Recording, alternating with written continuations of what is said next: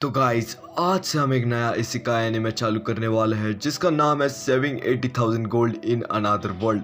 तो एपिसोड 1 की शुरुआत में हमें एक लड़की को दिखाया जाता है जिसका नाम मित्सुआ रहता है और वो एक पहाड़ी से गिरती है और वो कहती है मैं मरना नहीं चाहती, मैं मरना नहीं चाहती।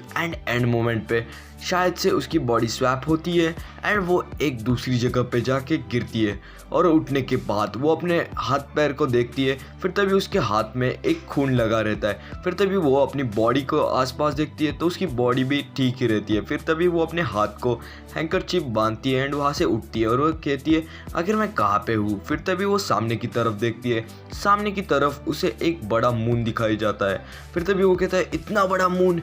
एंड फिर तभी वो आगे की ओर चलने लग जाती है एंड वो कहती है आखिर मेरे साथ ये सब कैसे हुआ।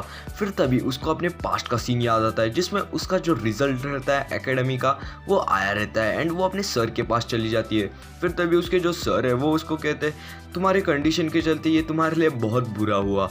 एंड फिर तभी वो अपने घर जाती है, घर जाके वो लेटती है। फिर उसके बाद वो तैयार होके अपने ब्रेकफास्ट के लिए बैठ जाती है। फिर तभी उसको याद आता है एक फ्यूनरल सेरेमनी। फिर तभी वहाँ पे दिखाई जाता है शायद से वहाँ पे उसके फैमिली मेम्बर्स रहते हैं। एंड फिर तभी वो वापस से करंट सीन में आ जाती है। एंड फिर तभी उसे एक और सीन याद आता है जिसमें कुछ बंदे मिलके उसे उस पहाड़ी से गिराते हैं एंड उसको याद आता है कि मेरे साथ ये सब ऐसे हुआ। फिर तभी वो आगे चलती है एंड वो कहती है शायद से मेरा बड़ा भाई मेरे को बताता कि ये जो हम दूसरी दुनिया में आते हैं वो सब एक पॉसिबिलिटी होती है, यहाँ पे हम जा सकते हैं, हमारी बॉडी इस वर्ल्ड में मरने के बाद हम दूसरे वर्ल्ड में ट्रांसपोर्ट हो जाते हैं। फिर तभी वो कहती है कि ऐसा भी हो सकता है। फिर तभी वो आगे बढ़ने लग जाती है अपने खाने के लिए एंड फिर तभी वो आगे चलती जाती है। फिर वहाँ पे सवेरा हो जाता है, शाम हो जाती है एंड वो फाइनली एक फॉरेस्ट के अंदर पहुँच जाती है जहाँ पे एक लड़की रहती है।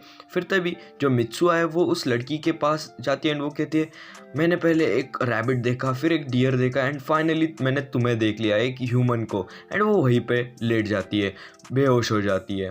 एंड देन नेक्स्ट सीन में हमें दिखाई जाता है वो बेहोश होकर उठ जाती है। फिर तभी उसके सामने वही लड़की रहती है एंड फिर तभी वो बहुत ही ज़्यादा खुश हो जाती है। फिर तभी उसकी माँ भी वहाँ पे आ जाती है उस लड़की की एंड उसे खाने के लिए कुछ देती है। फिर तभी जो मित्सुआ है उसे वो टेस्ट करती है एंड वो कहती है ये बढ़िया है एंड वो एकदम फटाफट उस खाने को खाने लग जाती है। फिर तभी उसको भाई की याद आती है जिसमें उसका जो भाई है वो उसे कहता है कि हमें दूसरे वर्ल्ड का जो खाना है उसे एकदम फटाफट नहीं खाना चाहिए, हमें थोड़ा सोच समझ के खाना चाहिए। फिर तभी उसको याद आता है कि उसके हाथ पे चोट लगी थी, वो हील हो चुकी रहती है। फिर तभी जो मित्सुआ है वो उस लड़की को अपना नाम बताती है, उसका नाम मित्सुआ है एंड उस लड़की का नाम ओलेट है। फिर तभी वो दोनों एक दूसरे को अपना इंट्रोडक्शन देते हैं। फिर तभी जो कोलेट की लैंग्वेज है जो मित्सुआ है उसको समझ नहीं आती कि इस वाले जो वर्ल्ड में जो लोग लैंग्वेज यूज कर रहे हैं वो हमारे मित्सुआ को बिल्कुल समझ में नहीं आती। फिर नेक्स्ट सीन में जो कोलेट है उसके डैड वहाँ पे आते हैं एक डॉल को लेके एंड वो उसको कोलेट को दे देते हैं। एंड फिर तभी जो कोलेट है वो उसके डैड के साथ चले जाते हैं एंड मित्सुआ वहीं पे आराम करने के लिए लेट जाती है। फिर सुबह हमें दिखाई जाता है जो मित्सुआ है वो बिल्कुल ठीक हो जाती है एंड वो बाहर आती है एंड कहती है फाइनली मेरी बॉडी फिर से ठीक हो चुकी है। एंड फिर तभी उसको शायद से टॉयलेट आ जाता है। फिर तभी वो टॉयलेट ढूंढते हैं एंड वहीं पे टॉयलेट पे चली जाती है एंड वो कहती है अच्छा हुआ कि मेरे पास एक्स्ट्रा टॉयलेट पेपर्स हमेशा होते हैं। फिर नेक्स्ट सीन में हमें दिखाई जाता है वहाँ पे कोलेट आ जाती है एंड वो दोनों बातें करते हैं। फिर तभी जो मित्सुआ है वो कहती है हो तुम हर्ब्स ढूंढने जा रही हो तो मैं भी तुम्हें हेल्प करूँगी। फिर तभी वो दोनों फॉरेस्ट की इधर आ जाती है। फिर तभी नेक्स्ट सीन में हमें दिखाई जाता है कि वो दोनों हर्ब्स इकट्ठा कर रहे होते हैं कि तभी वहाँ पे जो वूल्स है वो आ जाते हैं। फिर तभी उसके भाई की याद आती है मित्सुआ को कि उसका भाई कहता है वो हमेशा झुंड में आते हैं। फिर तभी जो मित्सुआ है वो कोलेट को एक झाड़ के ऊपर लटका देती है एंड फिर तभी वो कहती है मैं नहीं आ सकती और वो भागती है और सारे वुल्स उसके पीछे पड़ जाती है। फिर तभी वो कहती है मैं मरना नहीं चाहती। फिर तभी उसके पास एक पत्थर होता है और वो कहती है मैं इसे अपना एक वेपन की तरह यूज़ कर सकती हूँ।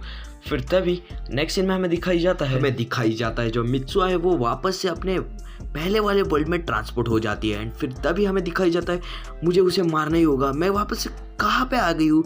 एंड फिर तभी वो कुछ सामान ढूंढने लग जाती है, वो ब्लेड्स वगैरह एंड जो स्पाइसेस के मसाले वगैरह रहते हैं वो उनको पकड़ने लग जाते हैं ताकि वो वुल्स को हरा सके। एंड उसको उसके भाई की याद आती है कि वुल्स को कैसे मारा जा सकता है। फिर तभी वो ऐसे सामान इकट्ठा करने लग जाती है। फिर तभी उसे याद आता है कि वो वापस से उसके प्रेजेंट वर्ल्ड में आ चुकी है, तो उसको उस वर्ल्ड में जाने की क्या ज़रूरत है। फिर तभी वो कहती है नहीं, मुझे सेल्फिश नहीं बनना चाहिए, मुझे उस लड़की को बचाना चाहिए। फिर तभी उसका भाई भी कहते हैं हाँ, तुम्हें उस लड़की को बचाना चाहिए।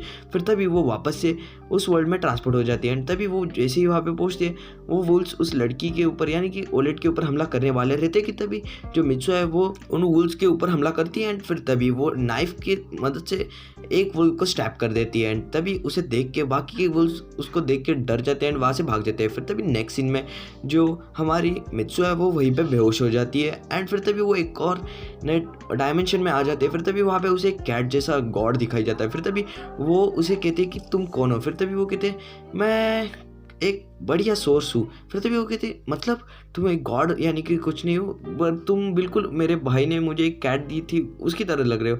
फिर तभी वो कहते हैं हाँ शायद से मैं तभी से तुम पे ऊपर नज़र रख रहा हूँ। फिर तभी वो कहती है अच्छा ऐसी बात है। फिर तभी वो उसे एक्सप्लेन करता है कि तुम दोनों वर्ल्ड में ट्रांसपोर्ट कर सकती हो, मतलब तुम दोनों वर्ल्ड में जी सकती हो।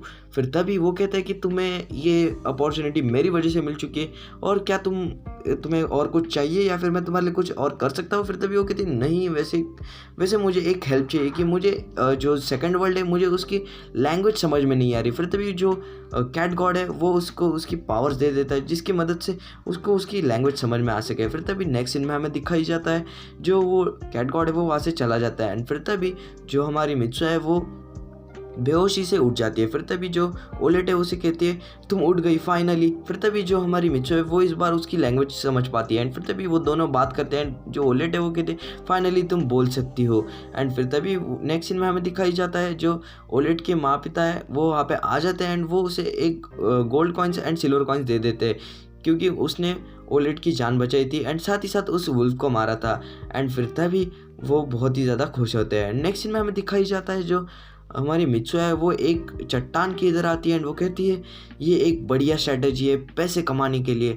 मैं इस वर्ल्ड से यहाँ पे पैसा कमा सकती हूँ एंड वहाँ पे रिस्टोर कर सकती हूँ। इस तरह मैं 2 बिलियन येन कमा सकती हूँ। एंड ये उसके भाई की सोच से मिलते जुलते आइडियाज़ वो बता रही रहती है एंड उसके दिमाग में ऐसे खुराफाती आइडिया आते हैं। एंड इसी के चलते हमारा ये मज़ेदार एपिसोड यहीं पे ख़त्म होता है।